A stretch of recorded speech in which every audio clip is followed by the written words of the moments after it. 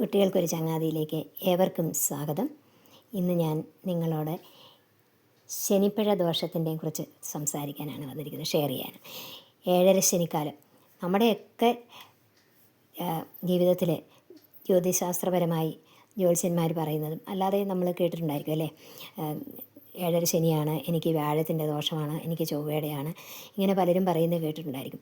ഏഴര ശനിക്കാലത്ത് പറയാം, അയ്യോ എനിക്ക് ഏഴര ശനിയാണ്, എല്ലാം ചെന്ന് ചാടുന്നത് അബദ്ധത്തിലാണ്, തൊടുന്നതെല്ലാം ഗ്രഹപ്പഴയാണ്, ആരോഗ്യപരമായിട്ടും എല്ലാം ഒരു സ്വസ്ഥതയില്ല, ഒരു സ്വൈര്യമില്ല, ആകെപ്പാടെ ഞാൻ മനപ്രയാസത്തിലാണ്, ഈ ഏഴര ശനി ഒന്ന് കഴിഞ്ഞ് കിട്ടിയാൽ മതിയായിരുന്നു എന്ന് പറയുന്നത് മിക്കവാറും പേരും കേട്ട് കാണും അല്ലേ. നമ്മുടെ എല്ലാം ജീവിതത്തിൽ ഈ ഏഴര ശനി കാലഘട്ടത്തിലൊക്കെ ഇവിടെ ഒരിക്കലെങ്കിലും കടന്നു പോകണം. ഓരോ ഗ്രഹങ്ങൾക്കും ഇത്ര നാളത്ത് വരെ അതിൻ്റെ ദോഷം കാണും. അങ്ങനെ നമ്മുടെ ജീവിതത്തിൽ ഈ ഏഴര ശനിയും കടന്നു വരും. അപ്പോൾ ഈ ഏഴര ശനി വരുമ്പോഴുള്ള നമ്മുടെ ദുരിതങ്ങൾ അല്ലെ കഷ്ടകാലം, ജോലി സംബന്ധമായിട്ടും വിവാഹ കാര്യങ്ങളുമായിട്ടും വിദ്യാഭ്യാസപരമായിട്ടും എല്ലാ തടസ്സങ്ങളായിരിക്കും. ആ തടസ്സങ്ങൾ മാറാനായിട്ട് നമുക്ക് ചെയ്യാവുന്ന വളരെ ലഘുവായ ഒരു കാര്യമാണ് ഞാൻ പറയാൻ പോകുന്നത്. നവരത്നങ്ങളൊക്കെ ധരിക്കുന്നവരുണ്ട്, അതിനൊന്നും പ്രാപ്തിയില്ലാത്തവർക്ക് വളരെ നിസ്സാരമായിട്ട് നമ്മളെക്കൊണ്ട് ചെയ്യാവുന്ന വളരെ നല്ല ഒരു ഏഴര ശനി ദോഷം മാറാനുള്ള ഒരു കാര്യമാണ് പറയുന്നത്. അതായത് അശ്വത്ഥ പ്രദക്ഷിണം. അശ്വത്ഥം എന്ന് പറഞ്ഞാൽ മിക്കവർക്കും അറിയാമായിരിക്കും, എങ്കിലും ഞാൻ പറയുകയാണ്. ആൽവൃക്ഷം, മിക്ക ക്ഷേത്രങ്ങളിലും ഈ ആൽവൃക്ഷമുണ്ട്. ഈ ആൽവൃക്ഷത്തിനെ പ്രദക്ഷിണം വെക്കാത്തവരും കുറവായിരിക്കും. മിക്കവരും ആൽവൃക്ഷത്തിന് പ്രദക്ഷിണം വെക്കും. ഇപ്പോഴാണെങ്കിൽ ആൽവൃക്ഷത്തിന് ആ മരത്തിൽ തന്നെ ഒരു മന്ത്രം എഴുതി വെച്ചിട്ടുണ്ട് അല്ലേ. ആ മന്ത്രം ജപിച്ചുകൊണ്ട് നമ്മൾ പ്രദക്ഷിണം വെക്കാറുണ്ട്, 1, 3 ഒക്കെ. പക്ഷേ ഈ ശനിദോഷം മാറാനായിട്ട് ജ്യോത്സ്യന്മാർ പറഞ്ഞിരിക്കുന്നത് 12, 24, 48, 108 ഒക്കെ. പക്ഷേ അത്രയൊക്കെ നമുക്ക് പ്രദക്ഷിണം വെക്കാൻ വിഷമമായിരിക്കും. എങ്കിലും വളരെ ദോഷമുള്ളവർ 12 പ്രദക്ഷിണമെങ്കിലും വെക്കാൻ ശ്രമിക്കണം, കുറഞ്ഞത്. അതുകൊണ്ട് നമ്മുടെ ഗ്രഹത്തിൽ ഉണ്ടാകുന്ന അല്ലെ നമ്മുടെ കുടുംബത്തിലുണ്ടാകുന്നവരുടെ ശനിദോഷം മാറും. അങ്ങനെ നമുക്ക് നമ്മളെ ബാധിച്ചിരിക്കുന്ന ആ ശനിദോഷത്തിനെ ഒരു പരിധി വരെ നമുക്ക് കുറയ്ക്കാം.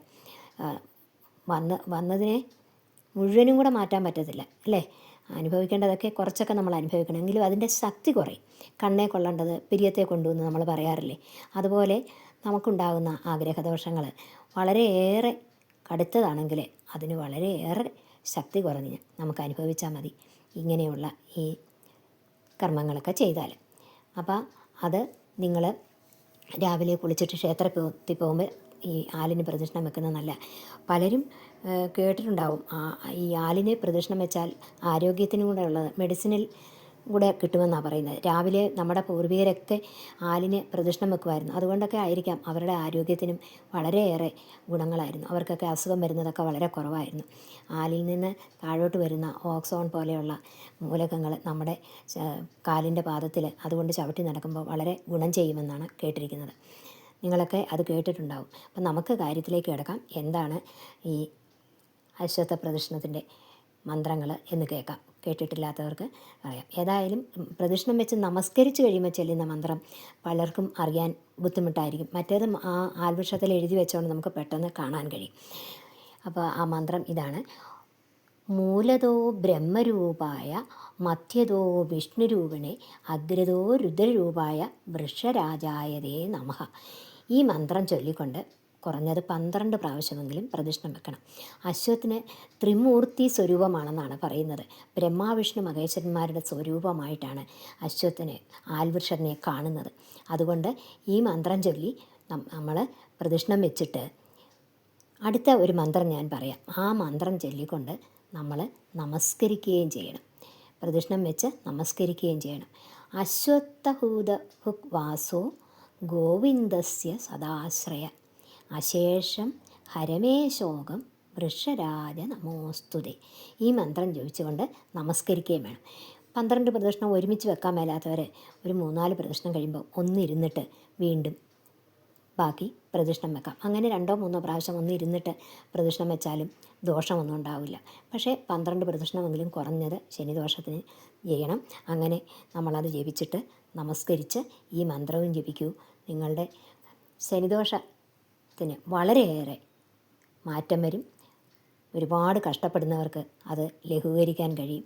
ഇതാണ് ഞാൻ നിങ്ങളോട് ഷെയർ ചെയ്യാൻ ഉദ്ദേശിച്ചത്.